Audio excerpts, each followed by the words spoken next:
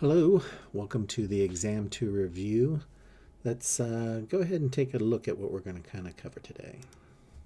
So first of all, some information. It does cover chapters 6, 7, and 8.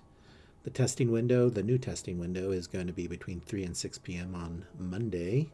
And you can start any time between that, so you can start at 6 p.m. But I'd recommend you getting, just in case your watch is a little different from the online time clock. Don't try and start right at 6 p.m. Start a few minutes before at least.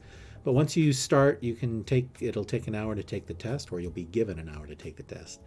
Remember, the quizzes and the homework are due by 3 p.m. Monday, so you have a little extra time. It is another Proctorio based test, so make sure you have your ID and everything and your room scan ready to go, or be ready for a room scan. And I'm going to sort of out of the gate recommend that one of your key study tools that maybe you may not have used last time is the PowerPoints. Because this is a multiple choice based test and we only have a certain amount of time to be able to do calculation type questions, which the homework is based upon. I mean, we want to make sure you understand the calculations. But in the exam, there's going to be more knowledge-based questions, and a lot of those knowledge-based questions are going to be pulled from the textbook. And the textbook is summarized pretty well by the PowerPoints. So at the very minimum, make sure you go through the PowerPoints pretty carefully and at least read through each slide to make sure you understand on what's on each slide. And I'm going to go through and kind of highlight a few of these things. So in my review here, I'm not going to spend so much time on the calculations because the other video lectures cover that pretty carefully. I'm going to cover kind of overall what sort of topics are going to be coming up as exam questions and give you maybe a couple of examples of the types of things that will be asked. So let's take a look at this. Chapter 6 was all about cost behavior. And of course, the first thing that we want to talk about is fixed cost versus the variable cost. So you just want to make sure you understand the basic level definition. The idea that what is a fixed cost and why is it a fixed cost, or what is a variable cost and why is it a variable cost? Well, remember, it's because it has to do with, let's get this here. It has to do with, it is related to production, right? In other words, if a cost changes with the change in production, it is a variable cost.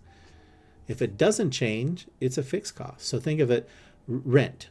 Your rent on your factory, that doesn't change based upon your level of production. So rent would be a fixed cost, but the number of raw materials that you use does change. And so you would so raw materials would change on how much you produce, and so that would be a variable cost. So just understand the basic level of definition and how it works. And remember that we not only talked about fixed costs, but also fixed and variable costs, but remember what mixed costs were. And rather than me going through an explanation of everything in here, I'm just going to highlight that you would want to know these certain terms and either go to the textbook, the video, or the PowerPoints. And I'm going to recommend first going through the PowerPoints to get this. So make sure you understand what mixed costs are and what step costs are. And the idea is that you will be able to understand when they describe what types of cost behavior. In other words, this chapter is called cost behavior. You want to be able to know what they are, why they're defined that way, and what sort of behavior they represent. If you remember, the next thing we did with cost behavior was to say, okay, now that we know how it behaves, what does it look like on a scatter plot? Well, of course, remember that a scatter plot is an X and Y graph, right? And X is typically activity, and it could be defined in a lot of different ways. It could be production, it could be volume, it could be guests, it could be anything that changes. And then Y is typically our costs. So what is the effect on costs with a change in volume, productivity, production, etc., etc.? So be able to know what type of lines those look like. So for example, what is a flat line represent? What does a increasing line represent? What is this? In fact, I'm maybe getting a little ahead of myself here. But represent that, that, for example, that's a fixed cost, that's a variable cost together. They represent a mixed cost. And this is a revenue line. And like I said, we'll talk a little bit about that here in a second. Now, not only do you want to know what the scatter plot will show you, I mean, it'll be a bunch of dots, but we also need to know what the line equation is. And it's done in a bunch of different ways. Mx plus b, sometimes it's ax plus b, but whatever you're looking at, remember, this is the y side of the graph. So this is going to be costs. And because this is focused around x, this is the variable cost. So m or a or whatever, it's variable cost, and the x represents the volume or activity.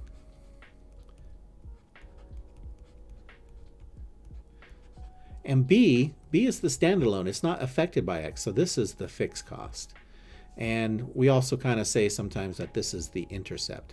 So make sure you understand what the line equation represents and how it will help you predict things. So in other words, once you figured out the variable cost and the fixed cost and whatnot, you can predict another level of cost. Now, you do remember that we said this scatter plot was one type of way of figuring out a line graph, but we also had regression. Remember, that was you put a bunch of numbers into the regression program and it comes out with a big printout of information. And there were a couple of things on that printout that you wanted to make sure that you understood. So 3 primarily. You wanted to know what the R number represented. There was an intercept, and there was an X variable. Well, I've already kind of explained that the X variable has to do with the variable cost. It's how much, it's the slope of the line. It's how much Y goes up for every unit of X activity. The intercept is the fixed costs. This is the variable cost factor slope. And then the R number can go from can go as high as 1, right? From 0 to 1, I think. Maybe it's -1 to 1. But in any case, it represents how well your equation is able to predict the costs. And if you remember, there was some information about if the dots fall pretty close to the line in the scatter plot, well, that represents that the R will be high. It'll be close to 1. In other words, that your equation actually pretty closely captures the prediction of cost versus activity. If the dots are pretty far away from the line, the R number will be lower, meaning that yes, you have figured out an equation, but it doesn't really capture reality. So R just kind of represents the idea that it talks about the relationship between the two and whether it's a good relationship, whether it's a strong relationship or a weak relationship. So the higher, closer to 1 is a strong relationship, and the lower is a weak relationship. Next, in Chapter 6, we kind of end up with absorption versus variable costing. So let's just remind ourselves that the absorption costing and the variable costing, well, we both start off with sales. But in absorption costing, we take out cost of goods sold to get to gross profit.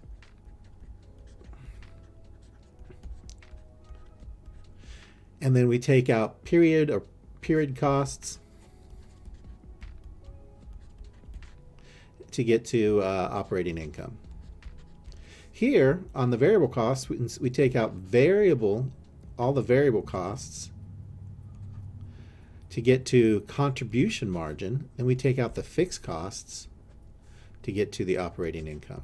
And the primary difference between these two is, where does fixed cost go? Under absorption cost, which is required by GAAP requires this, fixed costs get put here. Under the fixed manufacturing cost. Under variable costing, the fixed costs obviously get pulled into the fixed cost. So there will be some differences between how the operating income looks like. So I do recommend going to the PowerPoints and look at the series of slides that kind of describe under what sort of situations the income will be different. And kind of the basic level of it is when production equals units sold, they will be the same. When production is greater than units sold, well then the absorption will be greater. And vice versa, when production is less than units sold, then the variable costing will be greater, the variable costing income. And there's a pretty good explanation and visual in the PowerPoints that kind of go through that. Just make sure you understand how you get to each of the items in variable costing and absorption costing. In other words, what the income statement looks like and in which section you take out various things. And also kind of this question about in what circumstances will the operating income be different? I think understanding that, now once again, we may have only had a couple of homework problems on that, but there will be some questions related to this group of information in the exam. Okay, moving on to chapter 7, where we start using the contribution margin to actually do things. So one of the first things you want to look at is make sure you understand how to get to the unit contribution. So that's the sales, it's the sales price, right? Minus the variable cost equals the unit contribution margin. And you can also look at what is the contribution margin in relation to the sales price, and that is the contribution margin ratio. Now you'll use these both in two different ways. So there's a unit contribution margin method, and let's see, do I have that further on down? Yeah, so we'll work on it. So just make sure you understand the two different ideas here. Now, what do they mean? Well, the unit contribution, remember I had this graph of the coffee cups and whatnot, that if this is the sales price, and you're going to have to spend a certain amount to actually make that cup of coffee. Whatever you spend to actually make the product being sold, that's the variable cost. Remember, the variable cost changes with the level of production. So that means every time you produce something, you have variable costs to actually make that item. Now, what is left over? Well, that's the contribution margin. Do not mistake that. Contribution margin does not equal profit necessarily. Because why? Because first you need to apply the contribution margin profit. First, it needs to go to covering all the fixed costs. So in our coffee cup example, remember, after we needed to sell those first several coffee cups to pay for the rental of the coffee cup machine, and then whatever we had on top of that would then become profit. So first, contribution margin first goes towards fixed costs, and then can become profit. So do not make the mistake of just equating it to profit. So, and this is where I said I was kind of getting ahead of myself. Make sure you do understand this graph, right? So you've got Y, the cost, you've got X, the activity, you've got the fixed cost, and a lot of times it's just a dashed line. You've got the variable cost line that goes off like this, and then you have the revenue line. And the revenue line, so this is revenue, these are costs. And obviously where you meet, we call this the break-even spot. That is where your revenue completely covers your costs. And you notice it covers your variable costs, which is this amount, and it covers your fixed cost, which is exactly what we were saying up here, that the contribution margin, once it covers the fixed costs and the variable costs, then you can start earning profit. So this area right in here, any revenue over top of the costs beyond the break-even point, well, that is profit.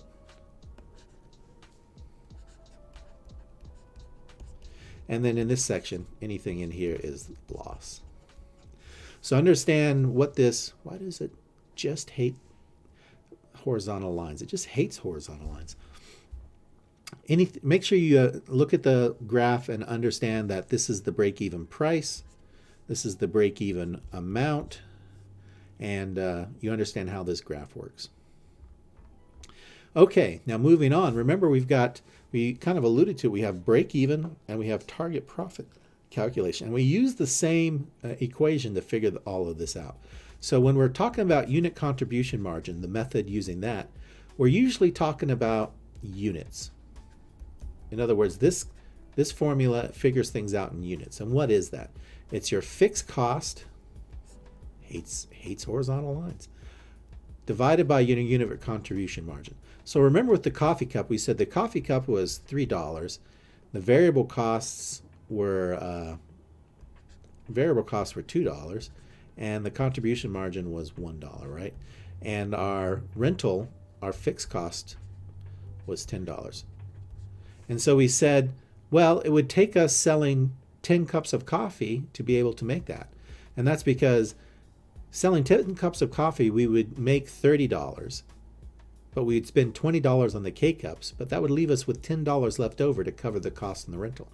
So you can see here, 10 divided by 1, well, that's going to say 10. So this is not $10, this is 10 units. It takes 10 units.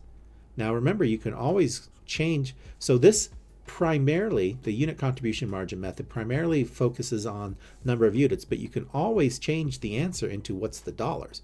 So you just multiply this by $3 to get, okay, it's 10 units or $30. Same with the unit with the contribution margin ratio. This actually focuses on dollars. It actually focuses on the break-even dollars.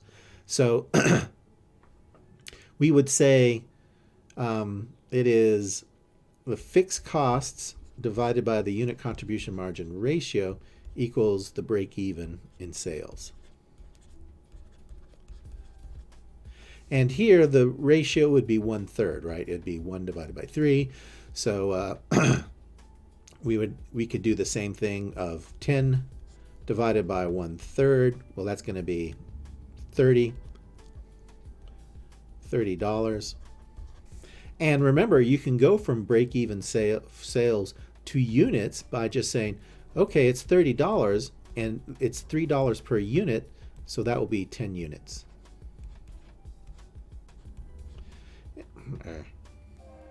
10 units. The point being is, although the unit contribution margin method is focused on units, you can also switch it to dollars. Even though contribution margin ratio is focused on dollars, you can switch it to units. They can both go back and forth. Now, the important thing to remember, both of these, that's the break-even part. Both of these also work for target profit. Now, remember, all you have to do to change the equation is add in the profit that you want, because the contribution margin has to cover the fixed cost first, just like we said, and then it can cover profit. So use the same equation, just fixed cost plus profit divided by UCM, or fixed cost plus profit, and this will be for units, this will be for units, and this will be for dollars, plus profit. Boy. Divided by the, I'm sorry, this is the CM ratio.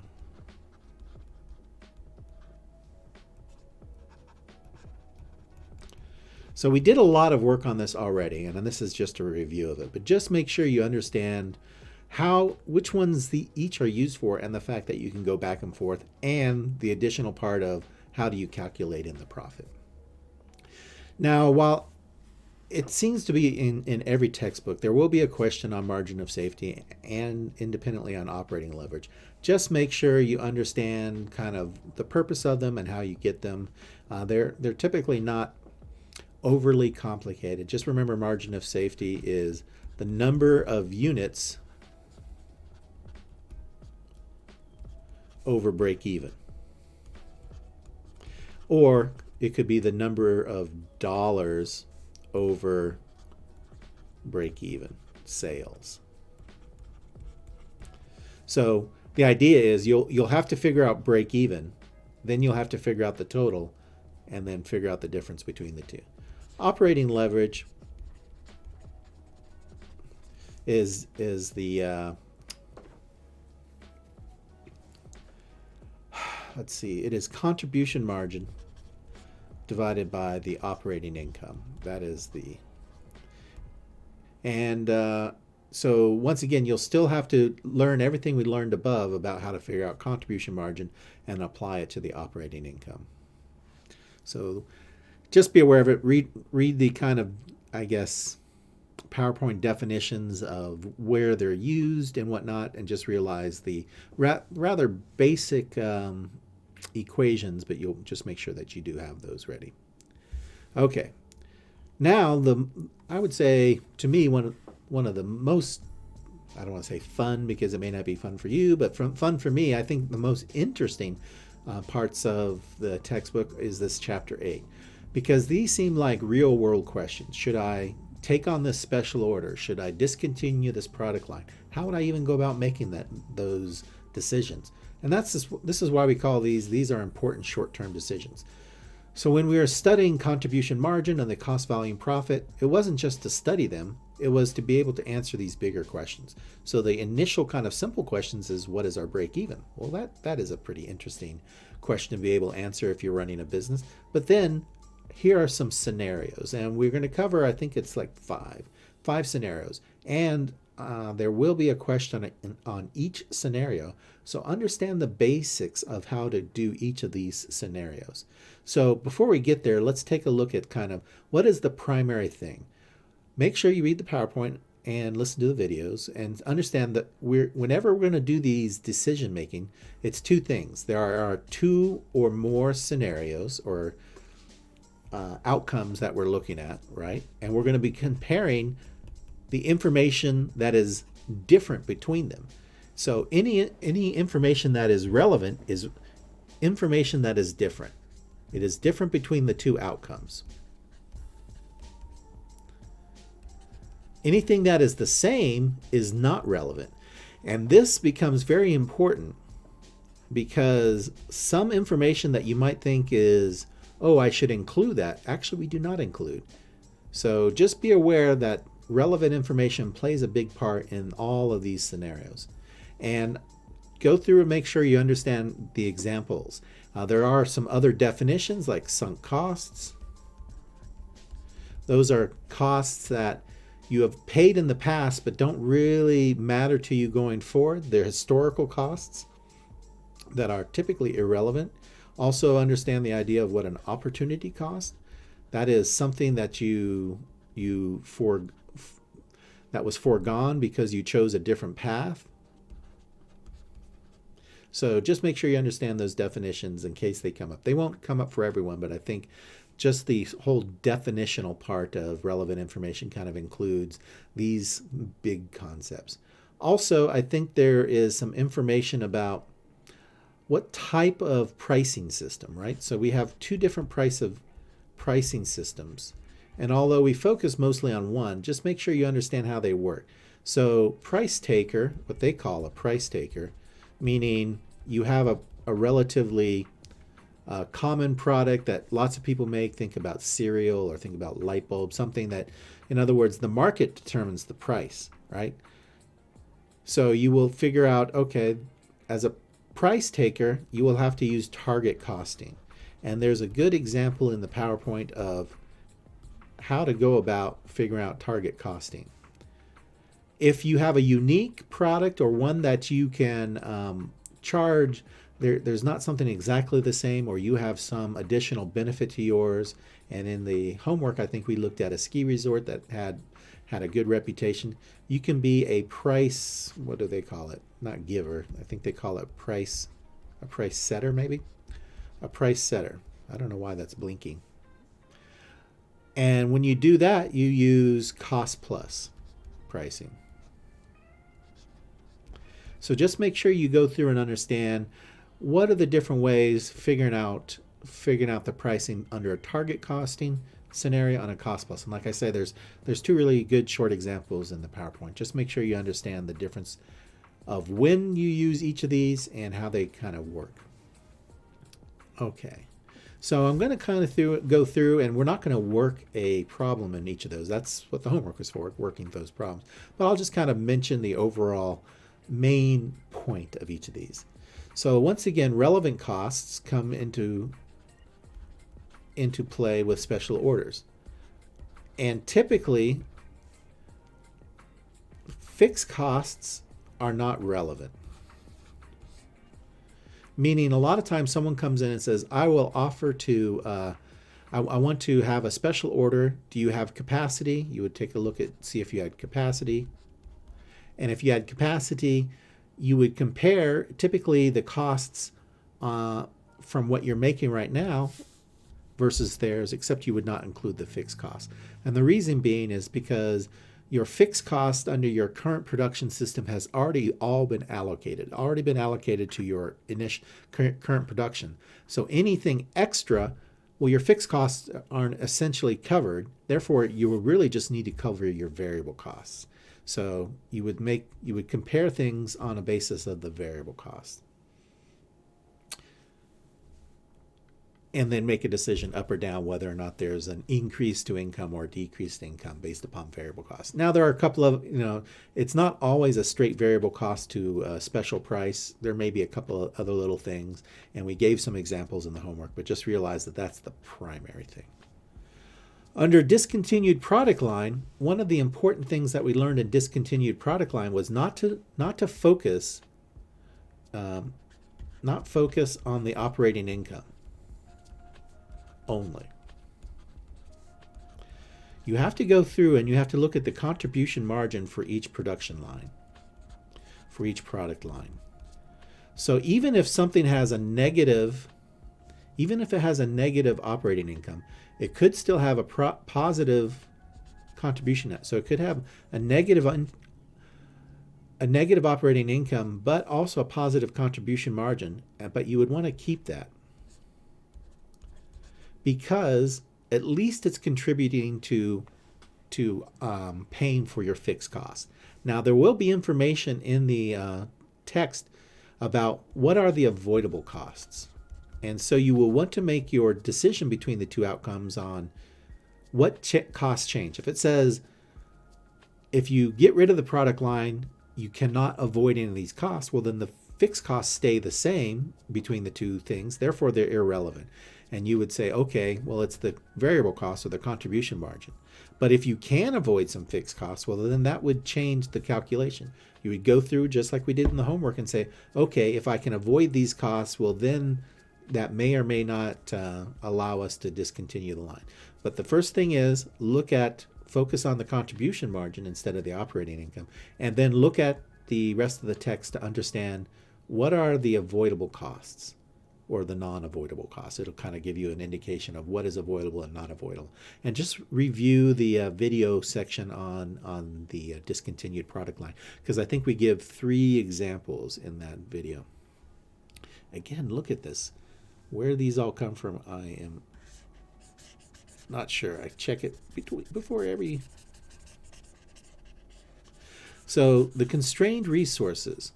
Now, the important thing about constrained resources is that, well, first of all, and if I remember the homework, it was something about stocking shelves. And so the constrained resource was, how many linear feet of shelf space did we have? In other words, we couldn't put all the product out there that we wanted to sell. We had to make some decision about how much we wanted to put out. In other words, the idea was we could sell a lot more than we could display. So if we have only a certain amount that we can display, then what amount are we going to put out there? Well, the 2 steps typically in the constrained resource situation is identify the constraint. What is it that's preventing us from selling as much as we want? And in case of the stocking of the shelf, it was the linear feet. And then what you want to do is not just figure out the contribution margin, because you can figure that out, but that's not how you figure out these problems. You figure out the contribution margin per unit of whatever is the constraint. So in this case, we had cans of Coca-Cola and bottles of water and OJ or whatever it was, and we said each of them have their own individual contribution margin, but then we did the further calculation of, well, what is the contribution margin per linear foot? And then we got a very different answer. And then that allowed us to not only say, Okay, what is the maximum amount of contribution margin? We could also rank things as being we'll sell more of this or less than this. We could have some stocking rules and whatnot. But the first two main things is identify the constraint and then figure out the contribution margin per that unit of constraint, whatever that may be. On the make or buy, we have a situation where, and we also call this kind of outsourcing. We may be making ourselves, but that may be not our primary part of our business. We may just be making, for a lot of companies, they don't want to actually make the packaging. They outsource the package. So some company may be making some great widget, but they really don't want to be making the packaging. Let someone else who is bigger and fancier do that, and then they'll just buy the packaging. So, you have a lot of companies who, when they're small, maybe they make the packaging themselves or whatever, but later on they buy it. Or conversely, when a company gets really big, maybe they bring something in-house. Maybe they were outsourcing it before, and now they decided, are we big enough to make it ourselves? Could we get economies of scale? So you can go both ways with it. But the idea is that when you make versus buy, again, you're going to look at the relevant costs. What can be avoided, what cannot be avoided. And I'm just going to be explain it in a way. It's like some of the previous one, but one of the main things that kind of crops up is when you have to make your decision. If you decide to buy it, that's going to free up some space. So if you decide to, I'm not going to make this anymore, I'm going to outsource it, well, you can get rid of some machines, you can free up some factory space. That freed up space, what is that going to contribute? And because that is a certain amount of money or operating income or whatever, or contribution margin, however they term it, that is something that's different between the outcomes, and you will want to do your calculation based upon not only what is the difference between the make and the buy, but a lot of times what will crop up in the problem is if you buy it, you'll get some extra contributions somewhere else. In other words, you'll be able to make something else or lease that space out or do something that it'll actually contribute dollars or contribution margin. And so you'll want to incorporate that into your analysis. And we do exactly that in the homework problem in the video one. We look at a situation where we just evaluate the make or buy, or we say, can we do something else with that space? On the process further, this is kind of a straightforward problem of just running the scenario twice. You probably have, okay, well, what is the total contribution margin under leaving it as is, and then you will find out what is the extra. There will be some sort of extra contribution margin if you want to improve the product or process further or upgrade it. Lots of different terms that we use, and you just want to compare the two. And a lot of times it's a fairly simple. This is one of the more fairly simple problems. Is just we just have to kind of run two scenarios and then compare the outcomes there. Okay, well, that was probably, I didn't realize I'd gone for about a half hour, a little more than a half hour, but that kind of covers the majority of what will be covered in the exams. So make sure you understand all the things I've talked about here. Go back and reference the different pieces of the homework videos, and also take a look at the PowerPoint to make sure you've got all the terms and terminology and kind of the things that we didn't do homework problems on, but there will be exam questions on. If you have any questions, please email me, and over the weekend I will be available for here and there for some Zoom meeting if you need it. Thank you, and good luck to everyone.